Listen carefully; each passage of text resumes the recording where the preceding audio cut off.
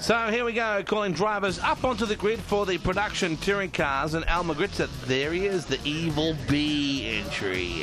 Brian Fitzpatrick all the way from Canberra up for this weekend's round. Of course, all the way Canberra, just down the road here from the Wakefield Park circuit.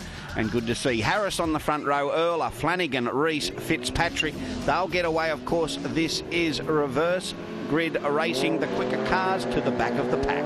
Going to watch this one with interest. Away we go with our time release situation. Byers gets away smartly in the 380. Got to watch out for Natalie Wilmington. Hasn't she showed some form of late? Yeah, not really. This is a home track, of course. It is Natalie's home track. Doesn't really like it, doesn't suit. Oh, and there we have already Coulter and the Kelby Developments car of Kelly around on the first corner. Wow, someone just missing them as well. Went spearing off as the 16 car now makes its way back out there.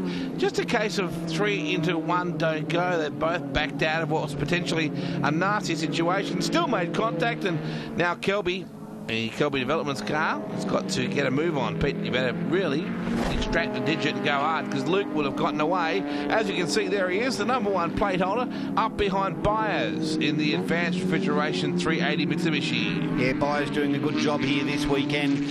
Searle there behind as we go back there to car 93. That is Harris, and there is Natalie Wilmington now making a move around the outside of Harris and makes that move there and slips up into another position. There's Kelly, now gets through. Sorry, that's Searle who gets through on Byers. Kelly, of course, back in the pack after that spin. Natalie Wilmington.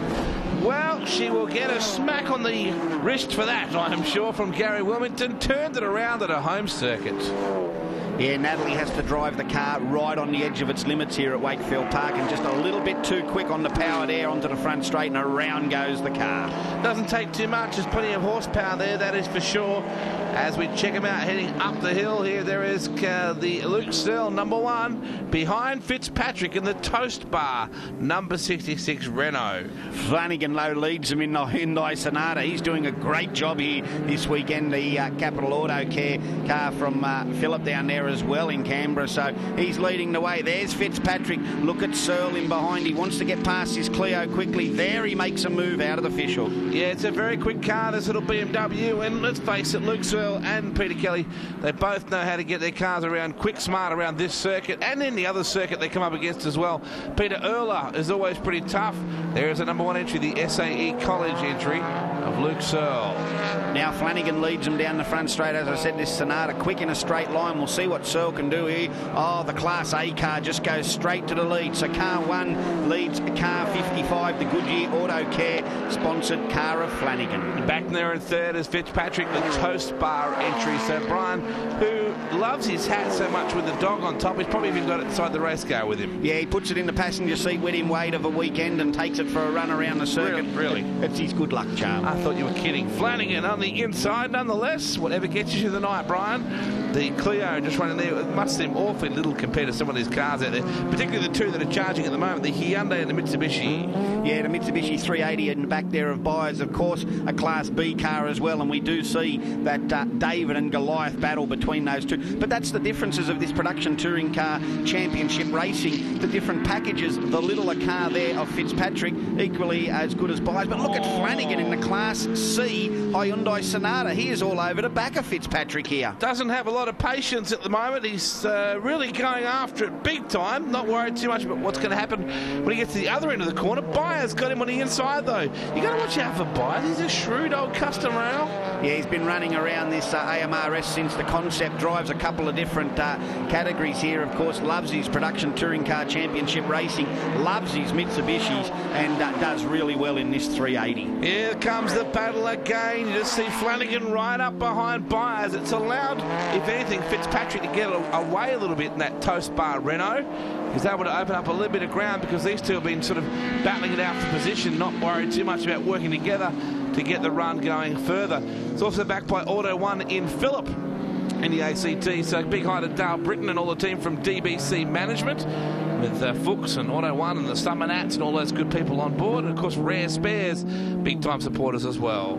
Yeah, I can't believe how well Flanagan's going here. We go back to a replay here of Luke Searle there, SAE College's car number 1, getting through first on Fitzpatrick, then on Flanagan, and that's how Luke Searle worked his way to the front of this pack. You just saw then Flanagan quickly moving in to try and draft the BMW to get what any clean air might still be available, as we see Fitzy go to the hard right situation now. Up comes that beautifully turned out Alpha. Yeah, it's nice, the 333 car. Yeah, all red hot and Italian. That's what the Alpha is, and a lot of pace in a straight line. Rick Otten here doing a great job. He makes his way through on Flanagan and now sets his sights on Neil Byers. And should have him not too much longer, because Otten looks very good indeed. Flanagan, well, he thought about the move back on the inside. This is just a racy looking car. It looks good just sitting there, the Alpha. Yeah, it does. It looks 200 kilometres an hour just sitting there, the Alpha. But I have to go back to Flanagan again, Wado. He shouldn't be doing this in the Hyundai, pushing these Class A and Class B cars in front of him. Look at him again through the tight and twisty stuff. The Hyundai's doing really well here this weekend. Back down the hill towards the Fishhook they run. Byers,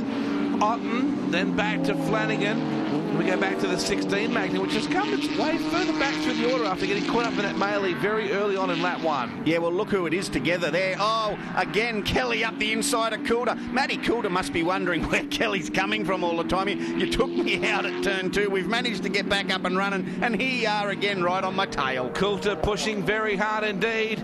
Otten pulls out of the draft, coming at Byers on the inside. Can't quite make it stick, or can he? Whoa!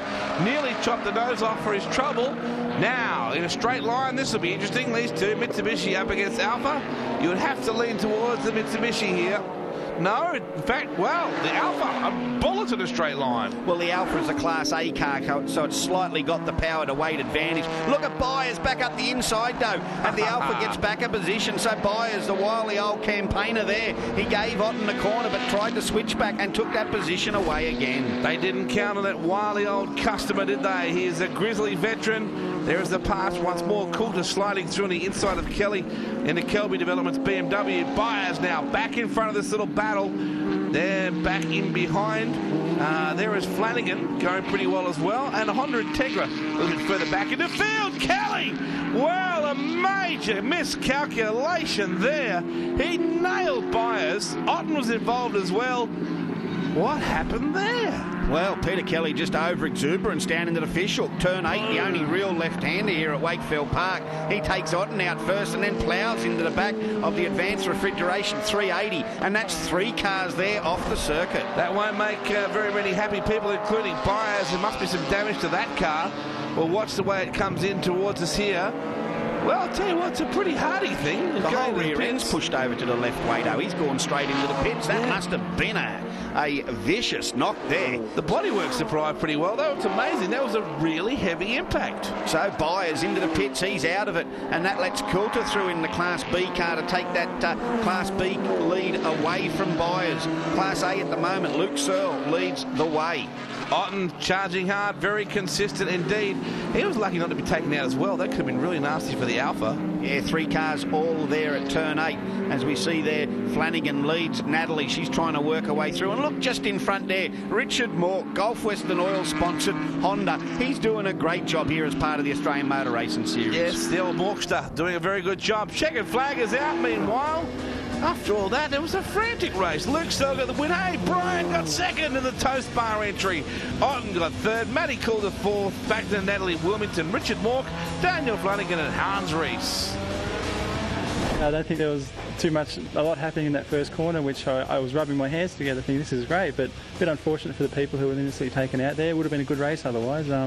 But yeah, the field was, just crazy. So I managed to get in the clear second on lap 3, and then I was looking in my rear view mirror, and I think by about lap 5 the gap had gone from 100 metres to about 300 metres behind me. I didn't actually know why, but I got to say I didn't care. So.